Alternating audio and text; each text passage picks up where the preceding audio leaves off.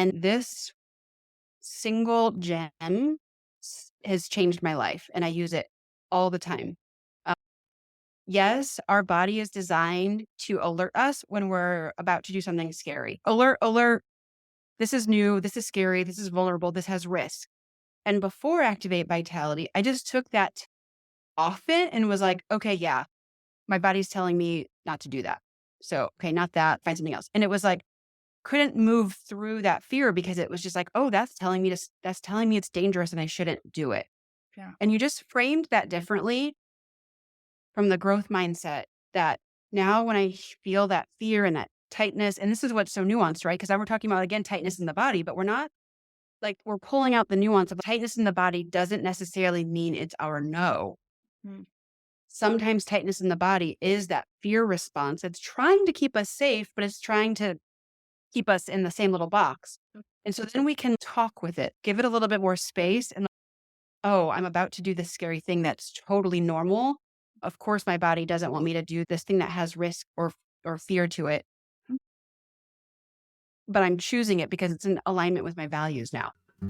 You're listening to the Brave OT podcast with me, Carlin Neek.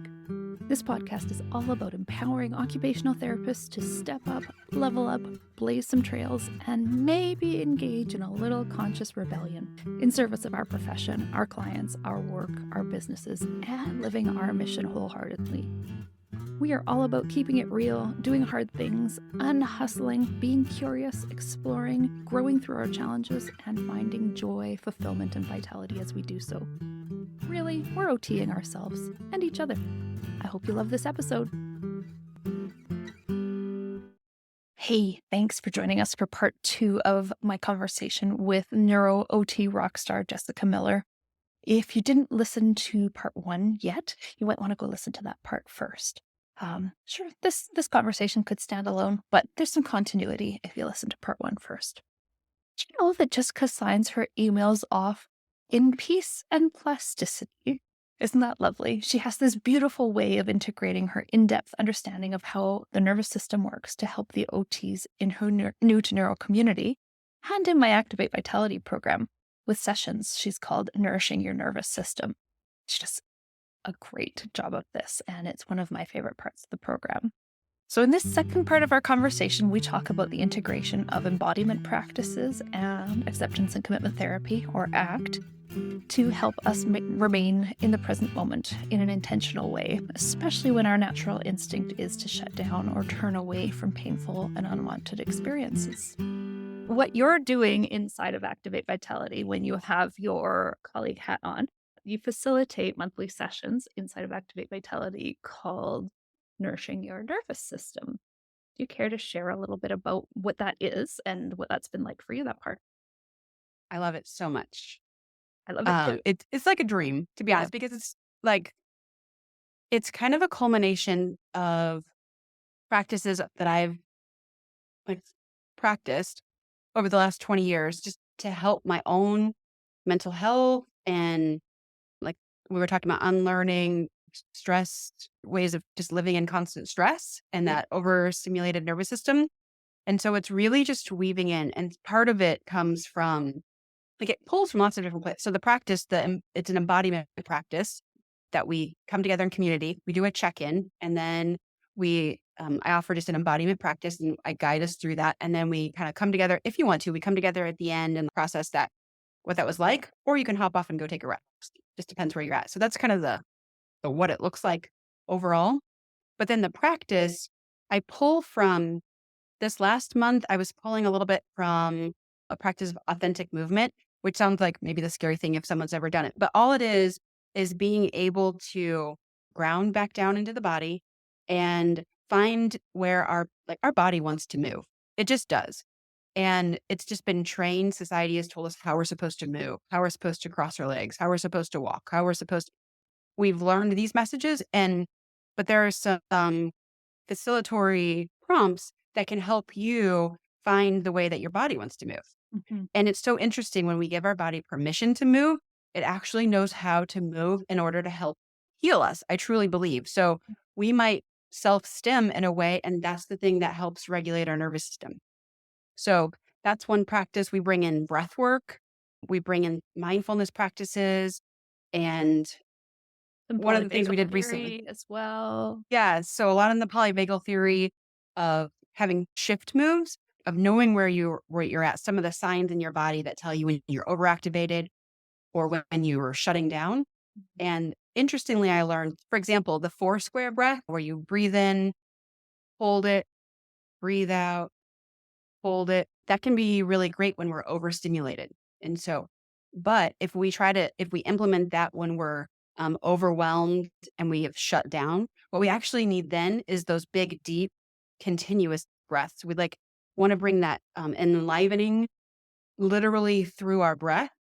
And so when we can begin, and this is something Courtney helped teach me, when we can identify where our body is and then what it needs, and then hopefully that's the idea, is just by offering these different practices once a month, you can just pull them out, trying to make them super applicable. So you don't have to do a 45-minute yoga session, but maybe you can take 30 seconds and work like doing some shaking of Mm. your body or some tapping and just like shift out of whatever that state was that you're trying to move on with your day in whatever way, but your nervous system's holding you back. I love that.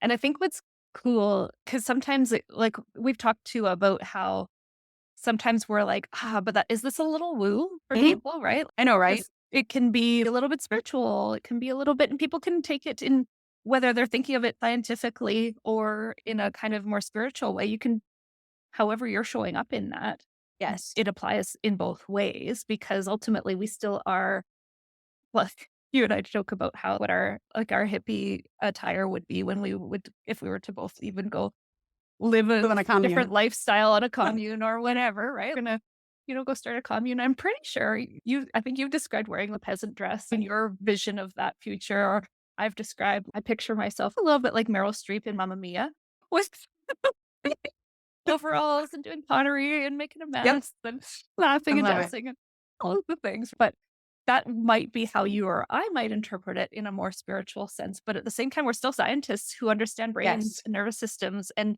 we're doing this in a way that still is evidence based. And even something you and I talked about a lot as we were conspiring to put this one into practice was that I didn't want to confuse and do something that was in too much opposition to ACT, because ACT Yep. is the foundation of Activate Vitality, acceptance and commitment therapy.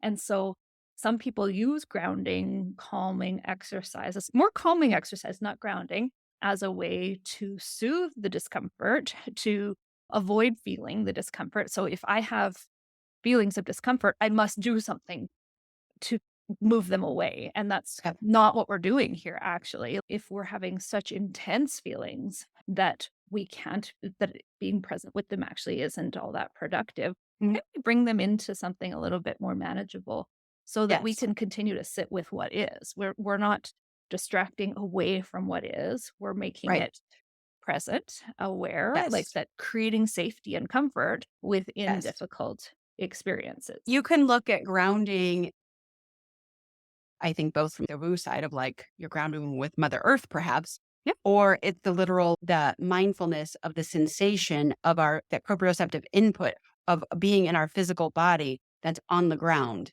and feeling that the ground pushing up. And so that's just that. It's the awareness of proprioceptive input is like the other, right? Yeah. It's both. And I loved when we were parsing out recently around, is this act congruent or is it not? Because we can use same thing if we're looking at it from a spiritual perspective. We can meditate to spiritually bypass this hard thing that we're trying to like that is in our life, right?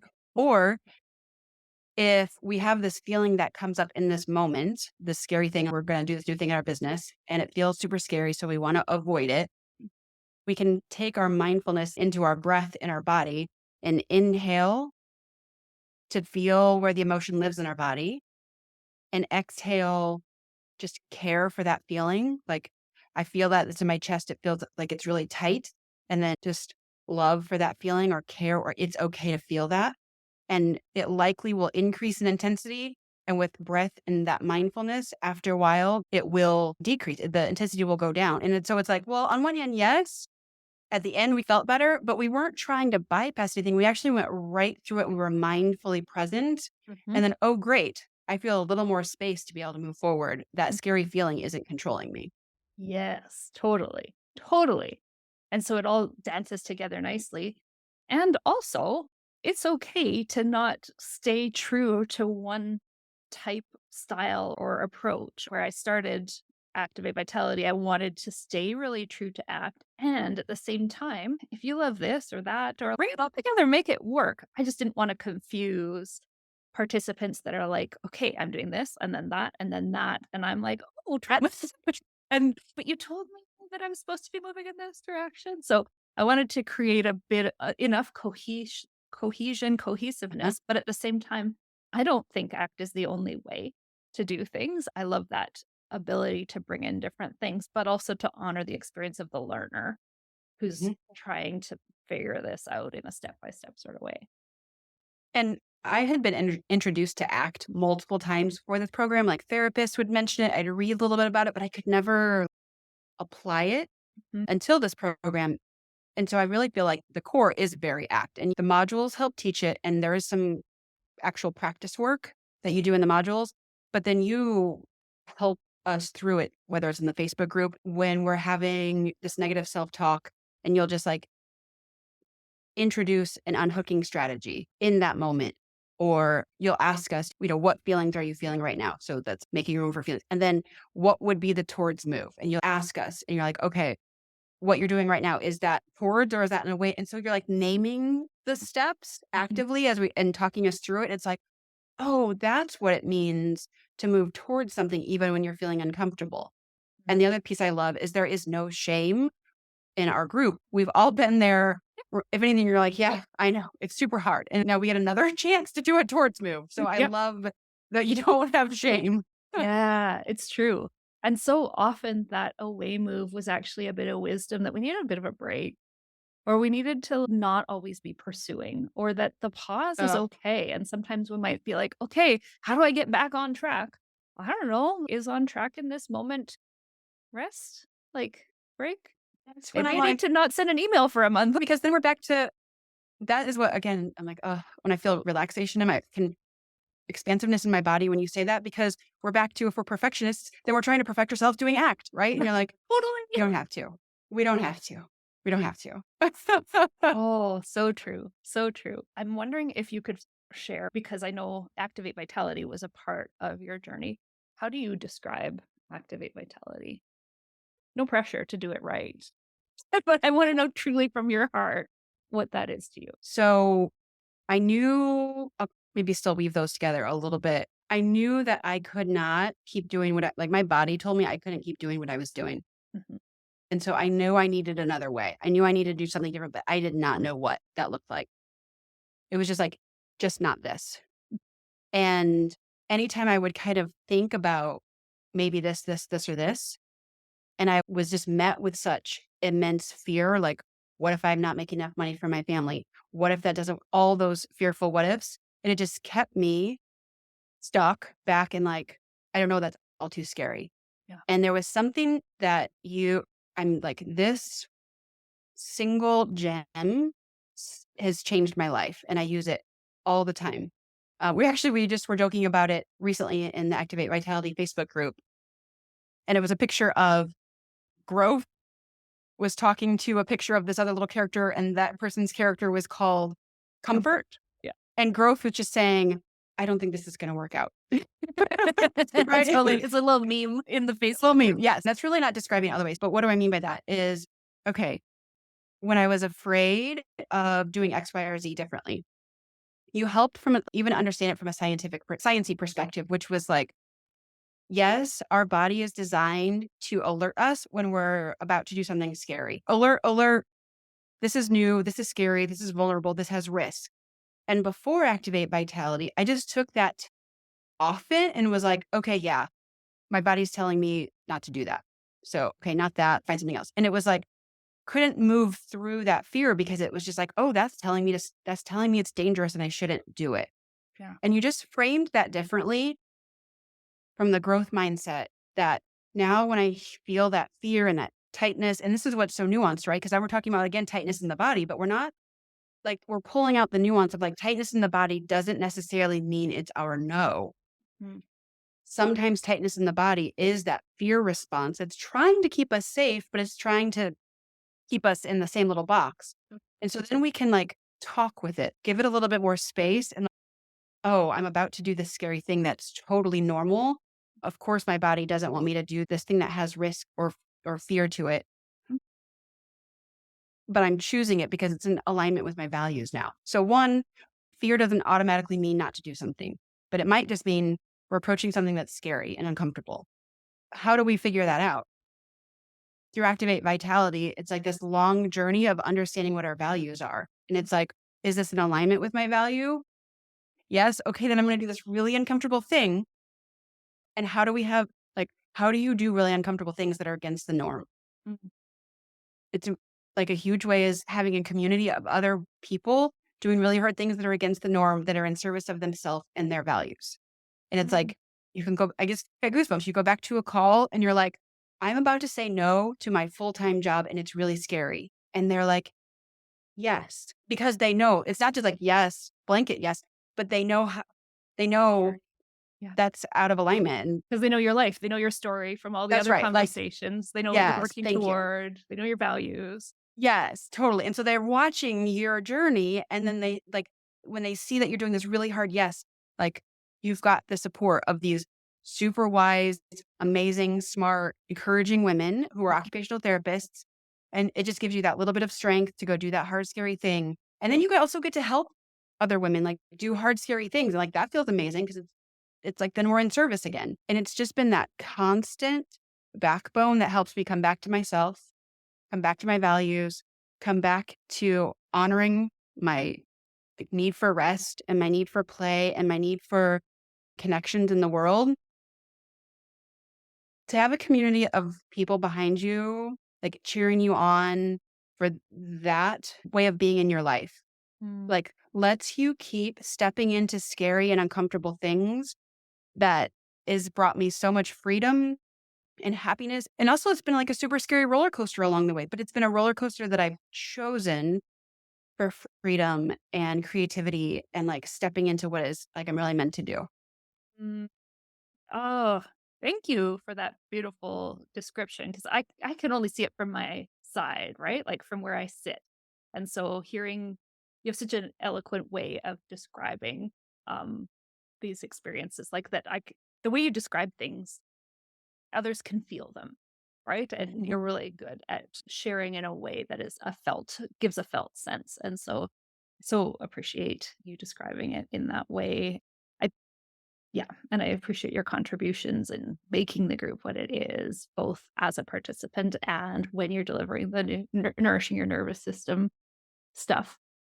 Something I observed as well as you were like that I know as you were telling that story is that because we are so good at helping others in this group process, I'm finding that because there's enough similarities in whether it's values or change or wanting to do something a little bit unique within the group, that so often people, in really trying to listen to each other, get more clarity on their situation, Yes. that they can see in the other what they were struggling to see in themselves because we're so much better at seeing for other people we care about.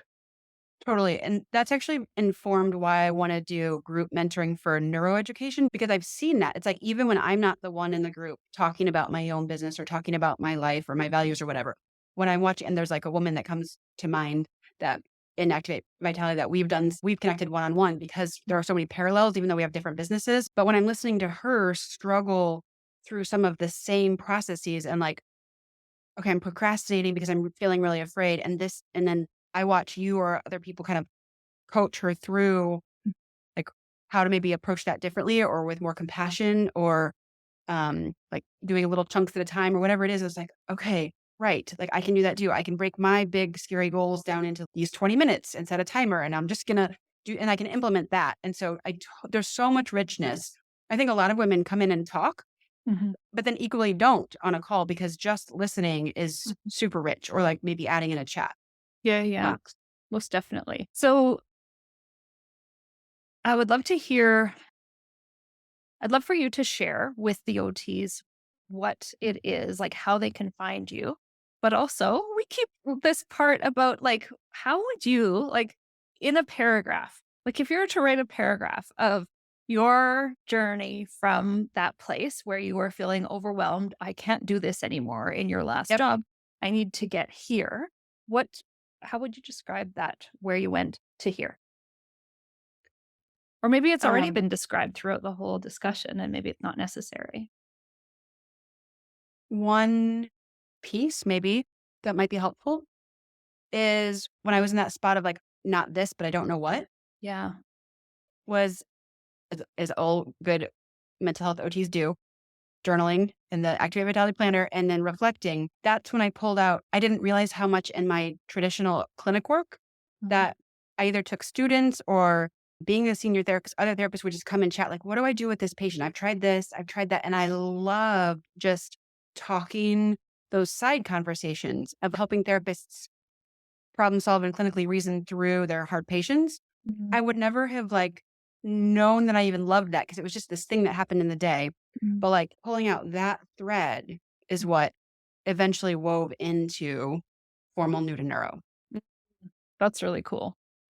So what is it that you're like what is it that you're offering right now? How is New to Neuro evolving and how can people connect with you who want more of that? I'm really excited to answer that because so right now, new to neuro offers one-on-one mentoring Yeah. sessions to help with their like clinical skills or find their path in neuro, whatever that might be. So one-on-one mentoring. We also do live lessons every month, and this is continuing education in the neuro field.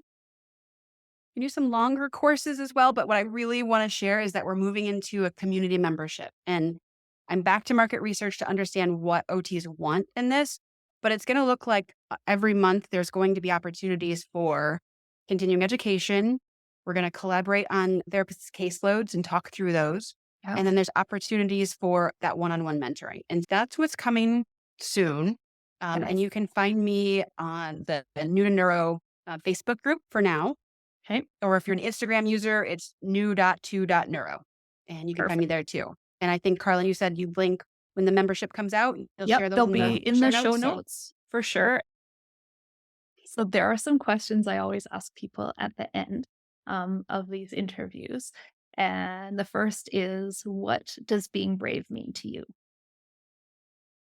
being brave is following your yeses Mm.